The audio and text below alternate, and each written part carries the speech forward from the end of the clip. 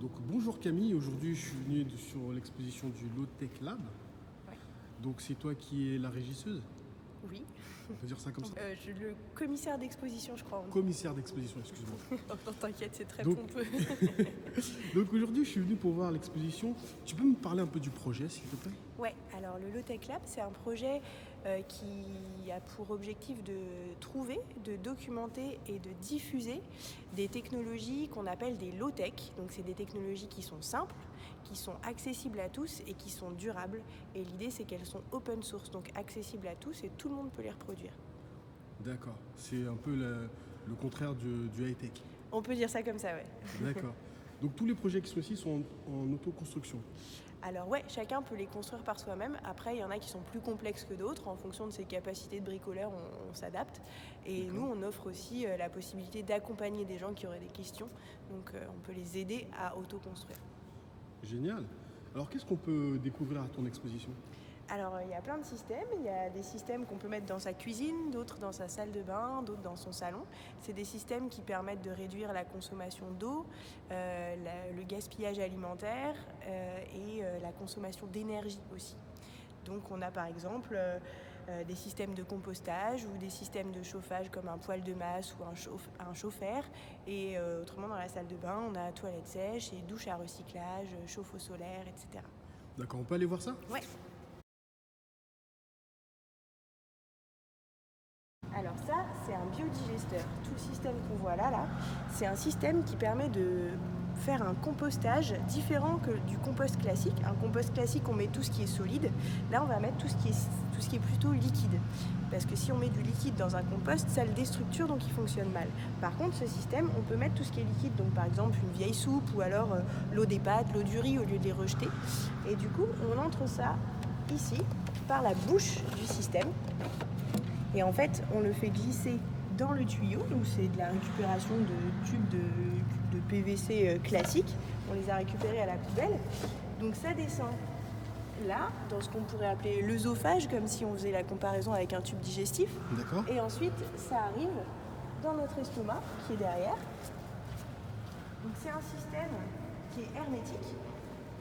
Donc en fait, les aliments arrivent ici et donc ils vont être digérés. Comme dans un estomac, en fait, ça fonctionne tout simplement par une digestion anaérobie, donc sans air. Et donc quand ça se décompose, ça fait d'un côté du compost, ça ressort par là, et c'est un super engrais pour le jardin. Et de l'autre côté, ça fait du gaz. Mais ça sort sous quelle forme? Ça, c'est liquide. Ah, c'est liquide? Ouais. Donc il faut un récupérateur. Alors, en général, on met un long tuyau qui arrive directement là où on veut dans son jardin. D'accord. Donc Et là, au niveau des odeurs? Alors ça fait pas d'odeur, c'est digéré. C'est comme un compost qui est complet en fait. Il faut savoir que la décomposition, c'est ça qui peut générer certaines odeurs. Et encore, c'est que la décomposition se fait mal. Dans la nature, rien ne sent mauvais. Ouais. Donc ce qui est bien digéré ne sent jamais mauvais. Ce qui est mal digéré sent mauvais, effectivement, comme de la vase par exemple. Mais c'est très rare dans la nature que ça sente mauvais. Et l'idée préconçue qu'on a qu'un compost ou que des toilettes sèches sentent mauvaises, c'est parce qu'on s'en occupe mal. Et donc là, ça ne sent pas. Et ce qui pourrait sentir, c'est à la rigueur à l'intérieur, mais c'est hermétique, donc on sent rien. Alors la petite question, c'est que pour un petit baril comme ça, une fois qu'il est rempli, combien de temps on a d'autonomie au niveau du biogaz? Alors on peut faire, normalement, si on le nourrit au quotidien, on a une demi-heure de gaz par jour, ce qui est suffisant pour faire à manger. Mais ça se remplit au bout d'un moment, non? Ça se remplit, une fois qu'il est rempli, hop, ça sort. Ah ok, donc pas besoin de le vider en fait. Ah non, ça se vide tout seul. En fait, le système, c'est que là, ça se remplit, ça se remplit, ça se remplit, et quand ça arrive là, à l'équilibre, hop, ça va ressortir par là. Donc D'accord. jamais tu le nourris en fait. Ok, une fois que c'est installé, c'est installé. C'est installé, c'est installé. À part si tu ne le nourris pas, du coup, il va s'arrêter. Il va falloir le relancer, et à ce moment-là, tu le Et tu le relances avec quoi? Des bactéries? Tu le relances avec Ouais, quoi? alors en général, tu vas récupérer de la bouse de vache, c'est génial pour faire lancer le système. De la bouse de vache. Parce que ça a un fort pouvoir méthanogène et ça va lancer ta dégradation. Alors imaginons qu'on n'a pas de bouse de vache. On peut l'utiliser avec des excréments humains, des excréments de chèvre, non? Alors oui, mais en fait c'est juste que les excréments humains ont un très faible pouvoir méthanogène, contrairement aux excréments de vache, donc ça va te lancer ton système beaucoup plus simplement. Après, C'est trouver vrai que... des excréments de vache, c'est pas trop compliqué. Ouais, c'est vrai que la bouse, ça produit Ouais. beaucoup de méthane, effectivement. Ouais. Contrairement à l'homme, en fait, où ces excréments sont pas du tout... leur pouvoir méthanogène est très faible. Du coup, ça va moins facilement lancer ton système. Donc, si j'ai bien compris, là, c'est l'estomac, ça digère, et le gaz, il va où? Le gaz, il remonte, parce que le gaz, c'est volatile. Il passe dans le tuyau qui est là. Et en fait, c'est un gaz qui est composé de CO2, de soufre et de méthane. Et le soufre et le CO2, on n'en veut pas. Donc, on va les filtrer. Donc là, on a une petite bouteille qui est remplie d'eau. Et donc, l'eau va récupérer le CO2.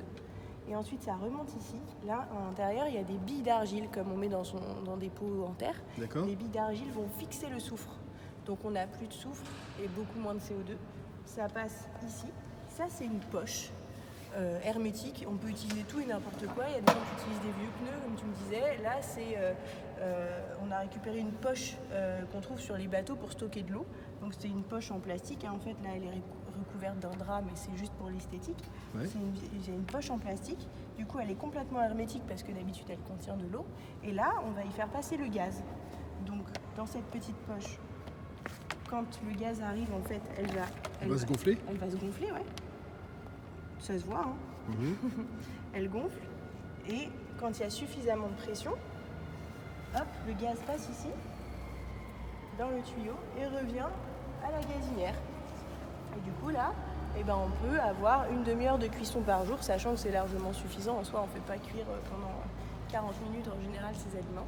Oui. Et si on veut être vraiment consciencieux, normalement, on peut coupler un système de cuisson avec un système de marmite norvégienne. C'est un système où quand on arrive à ébullition, on coupe le feu et on le met dans la caisson. Voilà, tout à fait. D'accord, pour continuer la cuisson. Pour continuer la cuisson. Donc en fait, une fois qu'on a installé ça, c'est entièrement gratuit, finalement. Ah bah oui, du coup, tu n'as plus à payer de gaz, à part si tu t'en occupes pas bien, quoi. Parce que Généralement, on va toujours avoir des déchets de cuisine à mettre à l'intérieur. Oui. Mais que du liquide, c'est ça? Alors après, tu peux utiliser des choses qui sont pas liquides si tu n'as pas une suffisamment grande quantité, mais il faut les broyer pour pas que ça bouche les tuyaux, en fait. Ok. Du coup, donc faut construire un système par gravité, en fait, pour que ça puisse couler dans le... Voilà, tu vois là, en gros, cet endroit-là, c'est le plus haut du système. Quand ça coule, là, ça descend, il y a une pente. Oui. Et en fait, après, quand ça se remplit, c'est pareil, c'est par gravité. Une fois que c'est rempli, ça ressort. Donc en fait, il y a tout il faut réfléchir à la hauteur de tes différents systèmes pour que ça s'évacue bien. Mais écoute, je te remercie pour la présentation du biodigesteur. Alors à côté, qu'est-ce qu'on a? Je vois qu'il y a le bokashi.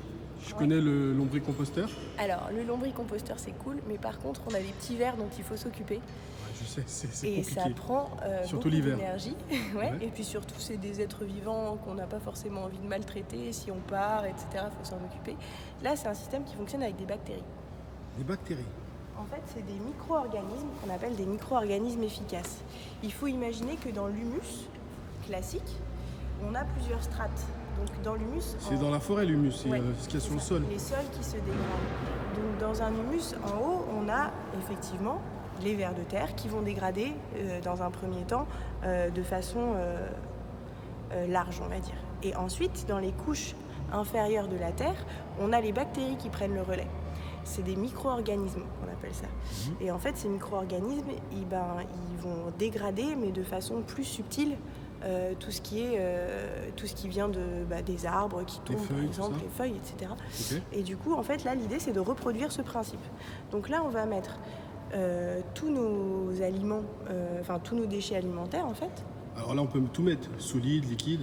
Alors tu peux mettre, moi je conseille pas trop de liquide quand même parce qu'après ça fait floc dedans, donc sachant que tu peux compléter les deux, autant mettre ce qui est solide ici. Et donc normalement tu peux tout mettre, mais concrètement tu vas pas mettre l'eau de tes pâtes par exemple. Si t'as pas de biodigesteur, tu mets l'eau de tes pâtes dans ton évier plutôt, ce sera mieux. Parce que là ça va complètement déstructurer le truc. Et donc ça marche moins bien. Donc là c'est épluchure de légumes, peau de banane. Tu peux aussi mettre de la viande. Ah bon? Quand tu as une alimentation saine, tu peux quasiment tout mettre. D'accord. Il faut juste, c'est pareil, les mettre en petits bouts pour que les bactéries, puisque comme tu n'as pas une première dégradation par les vers, c'est cool de les mettre en petits bouts pour que les bactéries aient un travail qui soit facilité. Et il faut bien tasser, parce que ça fonctionne, c'est pareil, ça fonctionne de façon hermétique. Parce que ces bactéries, naturellement, elles sont tellement profondes dans la terre qu'elles ont très peu d'oxygène. Donc ça doit être fermé. Voilà, donc c'est pour ça qu'on a un couvercle avec tout simplement un petit joint, quoi. Hop. Donc on met tout là-dedans, et en fait il y a 2 seaux, l'un dans l'autre. Donc un premier seau dans lequel on met effectivement les déchets organiques. Ok. Il a des trous au fond, et un deuxième seau dans lequel on a mis un petit robinet. Et donc en fait les éléments dégradés vont donner un petit peu de terre mais beaucoup de jus. Ok. Ça, c'est pratique en appartement, parce qu'en appartement, on ne sait pas trop quoi faire de sa terre. Par contre, on a toujours plein de plantes, et les plantes, elles sont plantées dans de la terre, mais qui, au fur et à mesure, va perdre tous ces nutriments. Okay. Donc, on va lui en rajouter. Et ce sera ce jus-là qu'on va rajouter. Un peu comme le jus de lombric, en fait. Voilà, exactement. Donc, il faut le mélanger? Alors oui, avec parce que c'est très très fort, donc il faut le diluer. Donc, on le dilue à 1%. Donc, pas beaucoup, d'accord. C'est pas beaucoup. Et en fait, donc, on récupère beaucoup de jus et très peu de terre, ce qui permet de ne pas avoir de la terre à ne plus que savoir en faire. Et surtout, comme c'est hermétique, toute la question des odeurs, etc., machin, il n'y en a pas. Et ça se dégrade très très vite, en 3 semaines. Donc ce qui est bien, c'est d'avoir par exemple 2 petits seaux, 2 petits systèmes. Quand il y en a un qui est fini, qui est rempli, hop, on le met en dessous et on remplace par celui qui est vide. Et puis celui qui est en dessous, on pourra mettre le peu de terre qui nous reste, par exemple dans une jardinière partagée si on habite à Paris, ou dans son jardin si on habite en maison. D'accord, ma question c'est comment tu démarres le système? Parce que tu me parlais de bactéries, comment tu fais? Alors en fait, ces petites bactéries, elles s'achètent tout simplement sur internet. Donc il y a un site internet qui s'appelle Symbiovie. Tu peux répéter s'il te plaît? Symbiovie. C'est le monsieur qui s'appelle Bertrand Grevet qui a ouvert Symbiovie. Ah d'accord, Symbiovie. Ouais, et en fait, on peut commander ce qu'on appelle ces micro-organismes efficaces, ou en bouteille, ou alors dans une mixture déjà existante. Donc là, c'est du son dans lequel il a déjà mis les bactéries. D'accord. Elles sont déjà là. Et du coup, on va saupoudrer ça à l'intérieur du système au début, et ça va diffuser les bactéries dans le... On le fait qu'une fois et ça lance le système? Ouais, et après les bactéries, elles se développent toutes seules. Et si on sent que ça commence à être un peu déséquilibré, on peut en rajouter un peu, mais il faut vraiment une faible quantité. Quand tu le prends liquide, il faut faire 3 pchits et ça suffit. D'accord. Là, tu mets une poignée et c'est bon, quoi. Ok.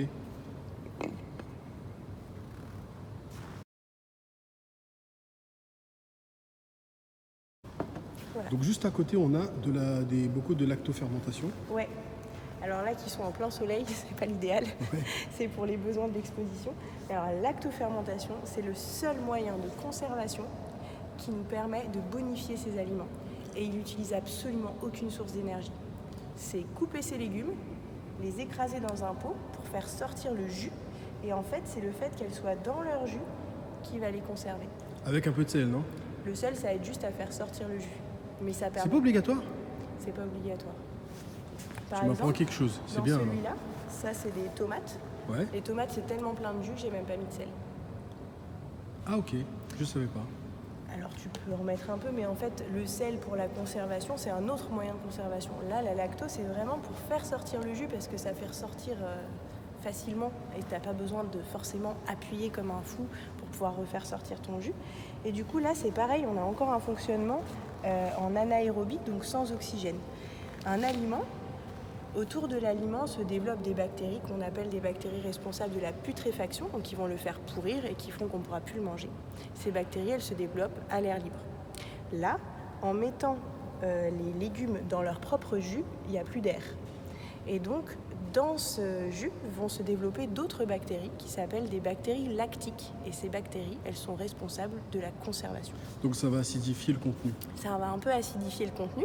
Donc ça va quand on va les manger, les légumes, ils auront un goût un petit peu acide par rapport à leur goût initial. Comme les pickles. Comme les pickles, ouais. Après, il ne faut pas les manger en trop grande quantité, il faut mélanger avec autre chose, parce qu'autrement, ça abîme le transit de chacun. Et du coup, il faut, par exemple, si tu prends des tomates en hiver que tu as lactofermentées, c'est cool de les mélanger avec des pâtes, avec du riz ou avec autre chose, pour pas que tu aies que ça dans ton estomac. Je sais aussi que ça multiplie les vitamines, c'est ça? Ouais, ça multiplie les vitamines et ça te refait ta flore intestinale pour que tu aies une meilleure digestion. Merci. Passons à autre chose. Ouais. Je vois qu'à côté, il y a une douche avec un chauffe-eau solaire. Ouais. Alors, ça, c'est un des meilleurs systèmes qu'on ait découvert, ce chauffe-eau solaire. En fait, ça, je sais pas si vous reconnaissez, mais c'est une vieille grille de frigo. C'est vrai, ça y ressemble en plus. Ouais. Ouais, tout à fait. Et derrière, là, et c'est l'ancienne porte du frigo. Effectivement. Donc ça, c'est que de la récup. C'est génial. Et donc, c'est un panneau solaire thermique, contrairement aux panneaux solaires photovoltaïques qui font de l'électricité. Là, c'est avec la chaleur du soleil. Voilà, donc c'est la chaleur du soleil qui est transportée. Elle n'est pas transformée en électricité. Elle est juste transportée et elle est utilisée pour chauffer l'eau du ballon d'eau chaude. Donc, ça utilise la conductivité, on dit ça? En fait, le liquide qui est à l'intérieur de la grille, là, qui passe, C'est quoi qui passe comme liquide? c'est un liquide caloporteur. C'est très proche de l'eau, c'est juste que ça gèle moins vite. C'est ce qu'il y a dans le frigo? Ou Non. Dans le frigo, c'est du fréon, c'est un gaz qui est hyper nocif pour l'environnement. Ouais. Donc là, on l'a enlevé. Alors la question que pose tout le monde, c'est ouais, vous l'avez relargué dans l'atmosphère, c'est dégueulasse. Il faut savoir que de toute façon, qui que ce soit qui réutilise un frigo, c'est pas recyclé. Donc quand c'est démonté par des grosses industries, etc., ça n'est jamais recyclé, c'est toujours rejeté dans l'atmosphère. Et D'accord. c'est dégueulasse, c'est un fait, mais on ne sait pas le recycler et on ne le fait pas. Mais alors, où est-ce qu'on trouve le liquide que tu mets dedans? Dans tous les Leroy Merlin, Monsieur Bricolage et Tu tout. peux répéter le nom du liquide? C'est un liquide caloporteur. Caloporteur. Ouais, il transporte les calories de chaleur, D'accord, on trouve ça n'importe où, tu me dis. n'importe où. Ok. Et du coup, il passe dans la grille, là. Hop. Ensuite, quand il arrive là, Il passe par le cuivre. il passe par le cuivre, il descend, il arrive dans le ballon d'eau chaude et il passe dans le serpentin, là. Alors, juste pour que les auditeurs puissent bien comprendre, Ouais. ça à la base, c'est un vrai chauffe-eau. Ouais, c'est un vrai Donc, ballon d'eau chaude. ça se trouve directement dans le chauffe-eau normalement? Alors non, ça se trouve pas directement dans le ballon d'eau chaude. C'est-à-dire Normalement, qu'il faut l'ouvrir, il faut le tu traficoter? l'ouvres par en dessous, ouais. Ouais. En fait, à la base, là, il y a une résistance électrique. Donc le chauffe-eau, il fonctionne avec de l'électricité.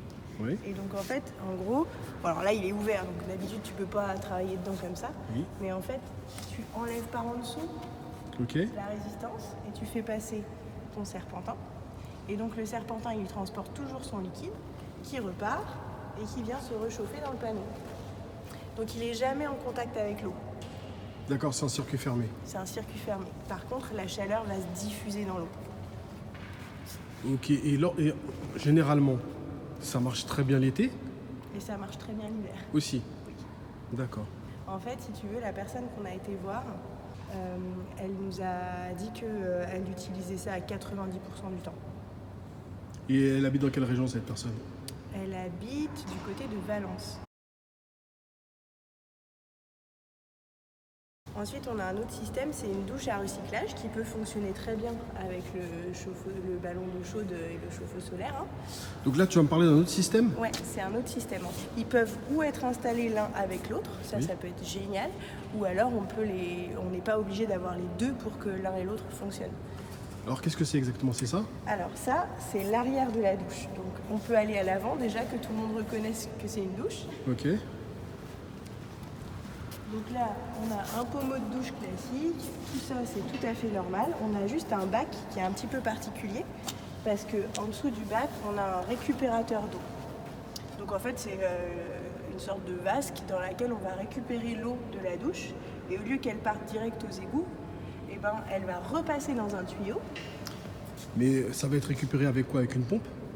Alors là, c'est juste que le bac il est un peu descendant, donc il va directement tout seul comme un grand dans le tuyau. D'accord. Il n'y a pas besoin de pompe à cet endroit-là. Là, il arrive ici, et là, effectivement, on a une pompe qui va aider à pomper et à monter l'eau. Donc ça va passer dans des filtres. Ok. Donc l'eau, elle contient quoi? Des cheveux, du savon, mais pas grand-chose d'autre. Donc elle passe dans des filtres qui vont récupérer les cheveux, le savon, et là, il y a du charbon actif pour garder les bactéries s'il y en a. Oui. Et ensuite, ça passe dans la pompe. Et là, c'est un petit chauffe-eau instantané, au cas où on est perdu 1 ou 2 degrés pendant la... Mais le chauffe-eau, il fonctionne à quoi? Alors celui-là, il est électrique, mais il consomme quasiment rien. Et moi, personnellement, je m'en sers pas. Parce que je ne prends pas une douche de 20 minutes, donc l'eau n'a pas le temps de refroidir. Donc tu as ce système installé chez toi? Oui. Et du coup, hop, tac, ça passe. Là, ça rechauffe vite fait. Et puis après, ça revient dans le circuit classique. Ok, donc c'est toujours la même eau qui C'est tourne? une boucle. Ok. Et du coup, au lieu d'utiliser 60 litres d'eau pour une douche, tu utilises 5 litres. En continu, toute l'année? Ah non, pas toute l'année. Après, à un moment ou à un autre, tu vides ton bac et tu reprends de l'eau du réseau. C'est-à-dire que si tu laisses ton eau tout le temps dedans, il va y avoir des bactéries qui vont se développer et c'est pas bon. Du coup, tu peux l'utiliser sur, par exemple, si tu as une famille de 4 personnes qui prennent tous leur douche le matin. Pendant toutes les 4 douches, tu utilises la même eau. Après, tu le vides et le lendemain, tu recommences. Mais au lieu d'avoir utilisé 60 litres x 4, tu as utilisé 5 litres, quoi. C'est très ingénieux. D'accord, c'est compliqué à mettre en place? Bah, je sais pas si tu vois, mais là, il y a alors une pompe, des filtres. Et les filtres, ça se trouve à Leroy Merlin aussi? Ouais, ça s'achète. Juste des filtres à eau, c'est des filtres de piscine, c'est quoi? C'est des filtres à eau classiques. Non, c'est même pas de piscine. Hein. D'accord. Des filtres assez classiques. Et en fait, ils s'ouvrent et ils se lavent. Du coup, t'es pas obligé de les changer régulièrement. Tu les laves. Ok. Très bon système. Tu connais un peu la spiruline? Un petit peu. Ok. Alors ça, c'est une microalgue. C'est une microalgue qui a une trop belle histoire parce qu'elle pratique la photosynthèse. Et du coup, c'est une des algues qui a permis la création d'oxygène sur Terre. C'est-à-dire qu'elle prend le CO2 et elle en fait de l'oxygène. Du coup, si on peut respirer, c'est un peu grâce à elle. Donc, tu m'apprends un truc. C'est une super belle algue, donc elle est microscopique, elle se voit qu'au microscope. Et en fait, cette algue, elle est pleine de protéines, de vitamines et de fer. Donc c'est un super complément alimentaire. Aujourd'hui, c'est beaucoup utilisé comme complément, c'est vendu en pharmacie pour les gens qui ont des carences, etc. Et c'est beaucoup utilisé en Afrique, notamment à Madagascar, pour faire des cures pour des enfants malnutris, pour les remettre sur pied. Donc ils ont une cure de 3 semaines avec beaucoup de spiruline et donc ça leur permet de diminuer leur carence alimentaire et de pouvoir reprendre un peu des forces. Alors, je vois une sorte d'aquarium. Comment on fait pour lancer la production? Alors, en fait, on récupère une souche. Donc, ou alors on la récupère dans un milieu naturel. Il y a des lacs de spiruline qui existent, naturels. Ou alors il y a plein de spiruliniers en France, donc des gens qui font de la culture. Tu y vas et tu leur demandes si tu peux leur acheter une petite souche. Du coup, tu prends, en fait, dans leurs grands aquariums, dans leurs grands bacs à eux, tu prends un petit seau, quoi. Ouais, et donc, tu as une certaine quantité et après, tu la fais grandir. Donc, comment tu la fais grandir? Alors, tu vas la mettre dans ton aquarium et ensuite, tu vas y rajouter le milieu de vie dans lequel elle se développe. Donc, c'est de l'eau avec du bicarbonate et quelques autres... faudrait aller voir sur le tuto, je ne vais pas te donner la liste, mais en gros, c'est un milieu de vie qui est de l'eau améliorée, quoi. Ouais. Et en fait, après, tu vas lui donner à manger et elle va se développer et elle va grandir et elle va se dupliquer. Et du coup, tu vas pouvoir en avoir une suffisamment grande concentration pour pouvoir en récolter et la manger. Ok. Et parce que comme ça n'a pas l'air très appétissant. Mais comment on la consomme alors? Alors en fait, tu vas. Parce que d'habitude, je la vois sous granulés ou de la poudre. Ouais, les granulés comme ça là. Alors les granulés comme ça, c'est ça. Et ben c'est pas très très bon d'après moi. Ah bon? Le mieux c'est frais. Alors, Ok. pour l'avoir fraîche, en fait tu vas la filtrer, donc tu prends un tissu avec par exemple un tissu de sérigraphie, en fait c'est super fin. Du coup tu vas la presser. Et donc tu vas enlever toute l'eau, tout le milieu de vie dans lequel elle est. Ça fait une sorte de pâte? Ça fait une sorte de pâte. Et ça fait comme du fromage à tartiner. Tu fous sur ta tartine le matin au lieu de ton Nutella dégueulasse là. Et ben tu vas tartiner. Comme ça truc, on le cuit pas, rien? Ah non, c'est délicieux comme ça. D'accord, mais tu rajoutes absolument rien? Pas de beurre, rien? Non. Ça a quel goût?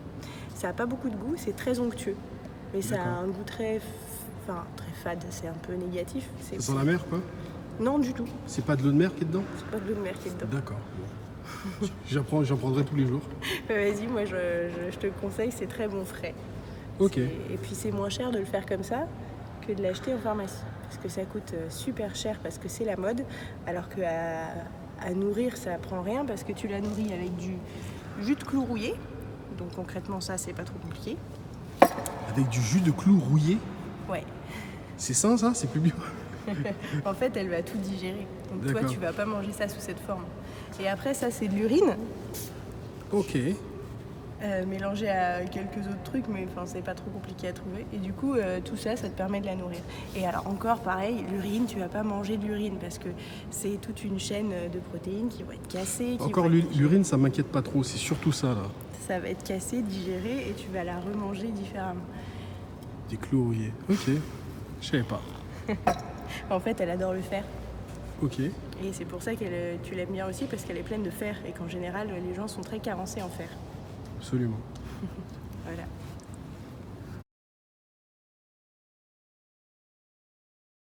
Le Puelito. Ah, celui-là, il est chouette, hein. Ah, franchement, j'adore. Alors ça, en fait, c'est un poêle de masse, mais beaucoup plus petit. Tu sais, en Alsace, souvent, on voit dans les maisons, les gens, ils ont des grands... Enfin, il y a plein d'endroits en bas, en dessous des murs, en fait, où ça fait des grands canapés, mais en très grosse masse, quoi. En fait, c'est une façon de chauffer chez eux. C'est fait en argile, en fait? Ouais, c'est fait en argile, et du coup, ça prend beaucoup de place, et ça fait partie intégrante de la maison. Du coup, si t'as pas pensé ton poêle de masse avant, ben, tu peux pas en rajouter un après. Et Ah, là, donc ça, on le fait pendant la construction, en fait? Bah, les poêles de masse classiques, oui. Celui-là, non. Celui-là, tu peux le rajouter après. Parce que ça, c'est un vieux bidon dans lequel on a coulé... Attends, je te montre. Dans lequel on a coulé du béton. Du béton? Du béton réfractaire? Du béton classique. Classique, d'accord. Donc ça, c'est du béton. Ensuite, on a fait des trous pour pouvoir faire circuler l'air et donc la chaleur pour que la masse s'imprègne de chaleur. Et jusque là, normalement, on met du sable. Il n'y en a pas parce que c'est cool que les gens puissent voir le circuit de l'air là, mais en fait, on rajoute faut mettre du sable. Voilà. Donc le béton... Juste là ou là aussi? Alors non, pas là, juste là. Ok. Et donc le béton et le sable, c'est la masse du système. Et c'est ce qui va emmagasiner la chaleur qui va être créée quand on va faire brûler notre bois. Et donc au lieu d'avoir, comme dans une cheminée classique, super chaud dans ta maison quand tu fais ton feu, et puis une fois qu'il est éteint, super froid, et bien là, en fait, la masse va emmagasiner la chaleur et elle va la redistribuer tout doucement pendant 10 à 12 heures. Donc tu fais un feu le soir, à midi, tu es encore bien chez toi, quoi. Donc ça fonctionne comme un rocket stove à peu près? Non? Alors, où est-ce qu'on met le bois? Alors on met le bois sur le haut, là. Juste là-dedans. Comme ça, là. Ouais. On va allumer par derrière. Avec le tirage, en fait, ça va venir allumer le bois. Et puis là, on va en gros pouvoir réguler s'il y a plus ou moins d'oxygène qui rentre et qui sort dans le système. Et en fait, après, tu refermes. Donc, tu n'as pas d'émission de gaz, c'est une combustion complète. Donc là, on peut comparer ça à un pyrolyseur. Et du coup, c'est intéressant au niveau environnemental. Et puis, pour les poumons aussi, c'est pas mal de ne pas avoir d'émission de gaz. Et du coup, en fait, tu utilises vachement moins de bois qu'un système classique. D'accord, ok. Et du coup, le système du rocket stove, si tu veux, il n'y a pas de question de masse dedans.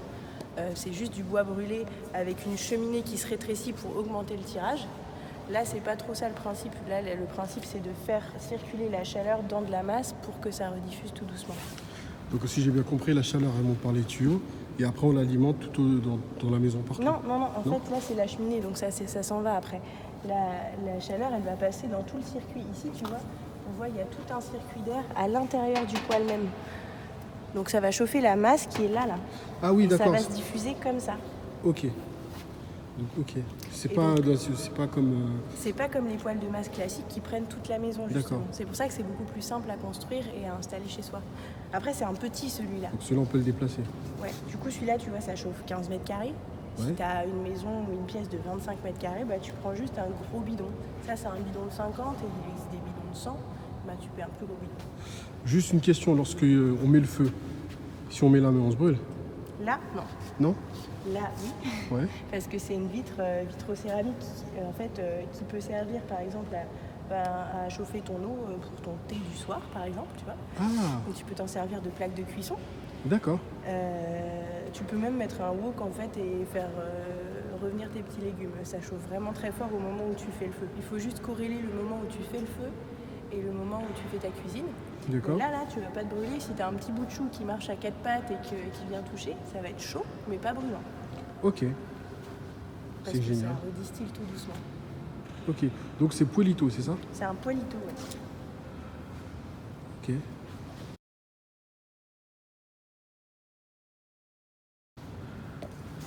Alors qu'est-ce qu'on a à côté? Alors après là, c'est des systèmes qui se mettent plutôt en extérieur. Donc ça, c'est un système d'épuration des eaux grises et des eaux noires en fait. Donc les eaux qui sortent de ta maison, donc celles qui sont passées dans tes toilettes, celles qui sont passées dans ta douche, celles qui sont passées dans ta cuisine. Et au lieu d'avoir une fosse septique ou de les emmener en station d'épuration, là tu peux les épurer directement dans ton jardin grâce aux bactéries qui sont présentes sur les racines des plantes. Donc ça, c'est du roseau. En fait, tu fais un trou dans ton jardin. Oui. Tu mets des graviers, des gravillons, du sable et tu plantes tes roseaux. Et en fait, les roseaux, au niveau de leurs racines, ils ont des gros bulbes racinaires. Et du coup, il va y avoir des bactéries qui vont se développer, qui vont manger les impuretés qui sont présentes dans ton eau et qui vont relarguer l'eau à la nature propre.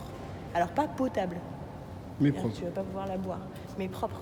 D'accord. Propre pour que la nature, que la terre puisse la boire et puisse, elle, finir le travail de potabilisation. Après, c'est tout un cycle et ça retourne à une source. Alors, le tuyau, il est enterré ou il est juste en surface? Lequel? Le tuyau des eaux usées, lorsque Il est ça en se déverse. surface. Il arrive en fait sur la petite pierre qui est là. Il arrive là, ça se déverse ici, et donc ça décante, ça coule, D'accord. et en fait, ça arrive dans le tuyau en bas qui est là, et hop, ça arrive à la fin du système. Si tu veux, on peut même faire le test. Hein. Je te mets dedans. Ouais.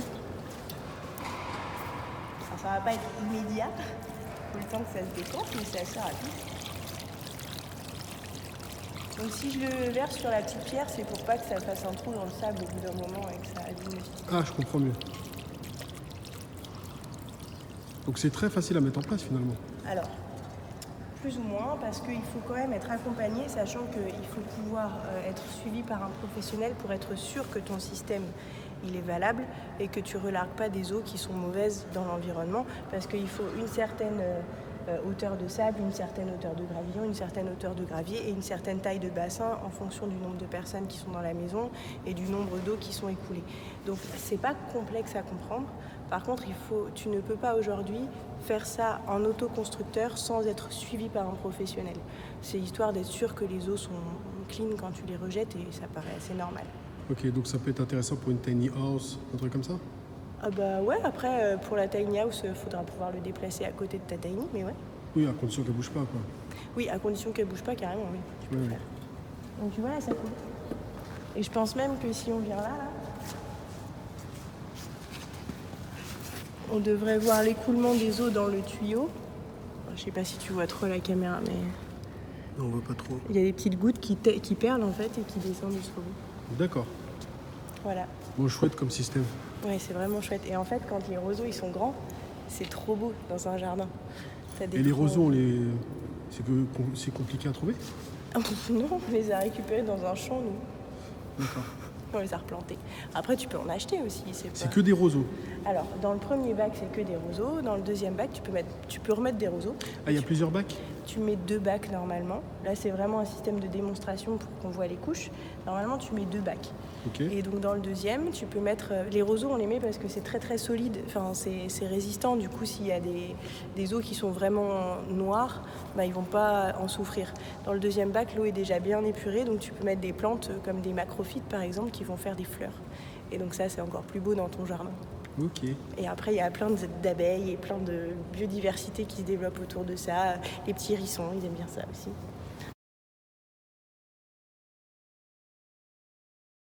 Alors, les toilettes sèches, c'est un système de toilettes qui n'utilise pas d'eau. Il faut savoir qu'aujourd'hui, dans nos toilettes, on utilise 7 litres d'eau potable à chaque fois qu'on va aux toilettes. L'eau potable, c'est précieux. Il y a beaucoup de gens qui n'y ont pas accès dans le monde. Et nous, on l'utilise pour la transformer en eau noire. Les eaux noires, c'est hyper compliqué à épurer. Et surtout, après, ça ne nous donne rien du tout. Alors que les toilettes sèches, c'est l'idée de faire ses besoins dans un seau dans lequel on met après de la sciure de bois. Et le mélange entre nos excréments et la sciure de bois, ça nous fait un compost. Et le compost, après, ça fait de l'engrais et ça retourne à la terre. Et on n'utilise pas d'eau. C'est un système qui est hyper intéressant parce que vraiment le problème de l'eau potable et des eaux noires, c'est deux énormes problèmes, alors que ces toilettes, elles sont super simples. Et contrairement à tout ce que tout le monde pourrait penser, ça ne sent pas mauvais parce qu'il y a un équilibre qui se fait entre carbone et azote, sachant que quand tu mets de la sciure de bois, ça va faire un mélange avec les excréments qui va se dégrader tout à fait bien et sans odeur. Faut rajouter quelque chose en plus, des microbes ou non? Non. Juste de la cire de bois. Juste de la sciure de bois. De la sciure de bois ou des feuilles d'art ou de la... Enfin, c'est juste du carbone, quoi. Généralement, les gens qui installent ça chez eux, ils le font à l'extérieur. Non, moi je les ai dans mes toilettes. Ah, tu utilises ça, d'accord, dans tes toilettes. Il faut juste sortir le seau 1 à 2 fois par semaine et aller le mettre au fond du jardin. Et si on est en appartement, eh ben, par exemple, aujourd'hui, la mairie de Paris propose l'installation de composteurs dans les cours d'immeubles.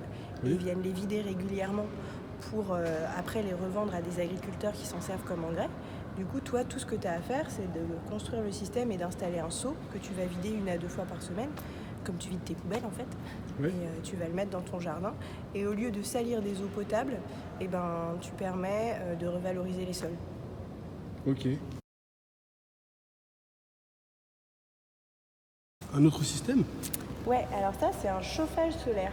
Ça se met sur la paroi de ta maison, en fait, sur ton mur, en plus de ton mur. Et en fait, il y a 2 trous à l'arrière, un trou en haut, un trou en bas. Tu veux qu'on aille voir peut-être? Ouais, je veux bien. Ouais.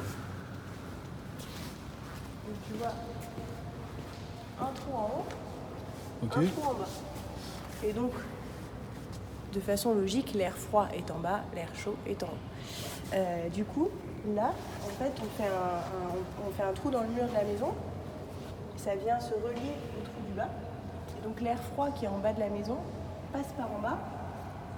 Il passe dans le système et il se réchauffe parce que c'est plein d'ardoises. Donc les ardoises emmagasinent de la chaleur et elles la donnent à l'air. Et là, on a un deuxième trou en haut qui fait repasser dans la maison. Et donc quand on est à, je sais pas moi, 10 degrés en bas, on est à 70 en haut. Attends, parce que j'ai du mal à comprendre. Ça, on le colle à la paroi de la maison. D'accord? Ouais. Faut le mettre comme ça en biais? Non. On le colle carrément sur le mur. Ouais. Et on perce le mur. Ouais. Donc il y a un trou à l'intérieur de la maison, c'est ça? Ouais. Donc ce sera l'air de la maison qui va rentrer par ce petit trou et qui va remonter en haut. Ouais. D'accord. Faut en installer combien à peu près pour pouvoir Alors, chauffer? ça, c'est bien pour 15-20 mètres carrés, tu gagnes 7 degrés. Ce qui est quand même pas négligeable D'accord. en hiver.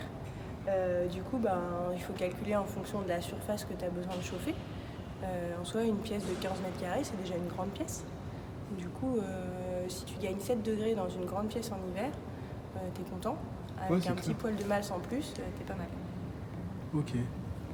Mais ça a l'air simple à construire en fait. Ouais, Alors c'est quoi? C'est juste... c'est des ardoises. Des Il y a une ardoises. coupe là si tu veux. Tu vois Pardon. Tu vois les différentes couches. Donc là, tu as de l'isolant. Là, c'est du bois. Là, c'est de l'aluminium. Ok. C'est les rouleaux d'alu là, que tu colles. Oui. Là, il y a des linteaux de bois qui font que le circuit est long. Ça fait passer l'air dans plein de petits bouts. Ok. Ensuite, tu as de l'ardoise et ensuite, tu as une vitre. Et puis un cadre pour l'esthétique, quoi. Et puis pour bien garder le système fermé. Et comment ça s'appelle ce système? C'est un chauffe-air solaire. Ok. Chauffe-air solaire. Ou un chauffage solaire pour être plus simple. C'est plutôt ingénieux. Et puis c'est pas moche. Donc ça va sur une paroi lumineuse. Merci pour la découverte. De rien. Alors qu'est-ce qu'on a d'autre? Alors ça c'est le dernier système. C'est une éolienne pigote. C'est une petite éolienne qu'on peut construire. Alors c'est quand même un peu complexe. Il y a pas mal de gens qui proposent de le construire à plusieurs pour pouvoir réussir à tout faire parce que ça demande quand même pas mal de compétences différentes. Déjà, on part d'un gros bout de bois et on va venir tailler les pales à la main. Et ça, c'est très complexe parce qu'en fait, il y a plein d'informations. Elles ont une forme très particulière pour leur ergonomie. C'est pas du pifomètre. Là, il y a une certaine taille. Là, sur le derrière, c'est bombé. Là, il y a une certaine inclinaison. Tout ça, c'est pour que les pales tournent au mieux. Donc, tout est expliqué dans le manuel de fabrication, mais c'est quand même un peu fastidieux, sachant que c'est une petite éolienne, celle-là elle fait 200 watts, on peut aller jusqu'à 2000, donc t'imagines bien que la plus grande, elle a des encore plus grandes pales, donc c'est long à faire. Juste cette petite éolienne, on peut faire quoi avec, concrètement? Alors de 200 watts, bah, tu vas pouvoir... en gros, tu peux recharger, je pense, 2 batteries, et puis tout ce qui est énergie spécifique, je pense que tu peux le passer dessus. Énergie spécifique, c'est recharger un ordinateur, allumer des lampes, etc. Tout ce qui demande vraiment de l'électricité. On peut le laisser comme ça, il faut vraiment le monter en hauteur. Ah, faut vraiment la monter en hauteur, et ça se met pas n'importe où, c'est-à-dire que souvent les gens font l'erreur de se dire « Oh, il y a du vent chez moi, ça fonctionne ». Il faut faire attention à ce que les vents ne soient pas tournants. Parce que si ton éolienne, elle passe son temps à devoir se mettre face au vent, en fait, c'est toujours l'aileron au bout qui va bouger, mais jamais tes pales. Donc ça ne te donnera pas d'énergie. Donc par exemple, les gens qui sont sur des balcons et qui aimeraient trop pouvoir mettre des éoliennes, ben, ça ne va pas produire beaucoup parce que sur un balcon, les vents, ils viennent toujours se cogner au mur et donc ils sont toujours tournants. Il faut des grands vents qui soient directs, donc ça, c'est pas possible en ville. Au niveau législation, on peut installer ça n'importe où? Non, en ville, je crois, alors je voudrais pas dire de bêtises, mais je pense qu'à Paris, on n'a pas le droit de mettre des éoliennes. D'accord, il faut que ce soit sur son terrain. Ouais, sur son terrain. Et puis après, du coup, tu vois, on a récupéré un vieux moyeu de voiture qui nous permet de faire le rotor, donc l'endroit qui tourne avec les pales, qui est constitué d'aimants, et le stator, qui est constitué de bobines de cuivre. Et donc les aimants vont tourner le long des bobines de cuivre, et c'est les aimants qui vont faire tourner les électrons qui sont présents dans les bobines de cuivre. Et le mouvement de ces électrons, c'est ce qu'on appelle l'électricité. Donc c'est ça qui nous crée de l'électricité. Et là,